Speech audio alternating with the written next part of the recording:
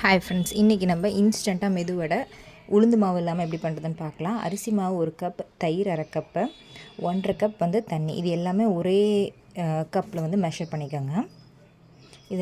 இதுக்கு தேவையான அளவு உப்பு போட்டு கட்டிகள் இல்லாமல் நல்லா கரைச்சி எடுத்துக்கலாம். கொஞ்சம் கூட கட்டிகள் இருக்கக்கூடாது. இப்போ ஸ்டவ் ஆன் பண்ணிவிட்டு சப்பாத்தி மாவு பதம் வர வரைக்கும் இது நல்லா கிண்டி விட்டுட்டே இருக்கலாம். இந்த அளவுக்கு இதான் கரெக்டான கன்சிஸ்டன்சி.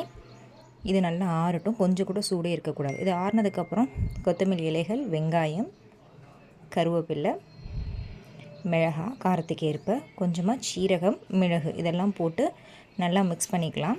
இப்போ நம்ம அந்த உளுந்த வடை ஷேப்புக்கு ஒரு பால் மாதிரி உருட்டிட்டு கையில் லைட்டாக ஆயில் அப்ளை பண்ணிவிட்டு லைட்டாக நடுவில் ஹோல் போட்டிங்கன்னா சூப்பரான வடை ரெடி ஆகிடும். இதுக்கு நம்ம ஆயிலை நல்லா ஹீட் பண்ணிவிட்டு மீடியம் ஃப்ளேமில் குக் பண்ணி எடுத்தோன்னா கிறிஸ்பியான மெதுவடை ரெடி ஆகிடும். இது கூட தேங்காய் சட்னி வச்சா சூப்பராக இருக்கும். இந்த வீடியோ பிடிச்சிருந்தால் லைக் பண்ணிக்கோங்க, சப்ஸ்கிரைப் பண்ணிக்கோங்க.